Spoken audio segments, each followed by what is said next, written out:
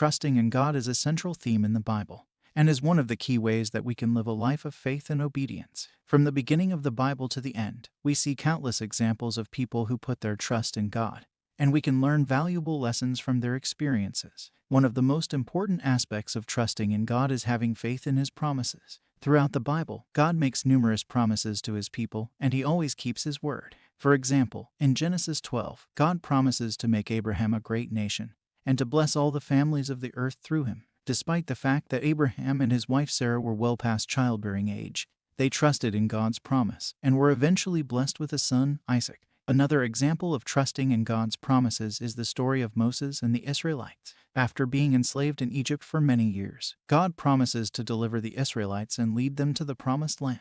Although they faced many challenges and obstacles along the way, the Israelites continued to trust in God's promises, and eventually entered the land that God had promised to them. Trusting in God also means submitting to His will, even when we don't understand it. In the New Testament, we see numerous examples of this type of trust, perhaps none more powerful than the example of Jesus Himself. In the Garden of Gethsemane, Jesus prays to His Father, "Not my will, but yours be done." Despite knowing that He was about to face a brutal and unjust death, Jesus was willing to submit to the will of His Father, trusting that He knew what was best. Similarly, in the book of Job, we see an example of a man who trusted in God even in the midst of intense suffering and hardship. Job was a righteous man who had everything taken away from him: his wealth, his children, and even his health. Yet through it all, he continued to trust in God, declaring, "Though He slay me, yet will I trust Him." In the end, God restored everything that Job had lost, and he was blessed beyond measure. Trusting in God also means seeking His guidance and wisdom in all areas of our lives. In Proverbs 3-5:6, we read, "Trust in the Lord with all your heart and lean not on your own understanding. In all your ways submit to Him, and He will make your paths straight." This verse reminds us that we should trust in God completely, and not rely solely on our own wisdom and understanding.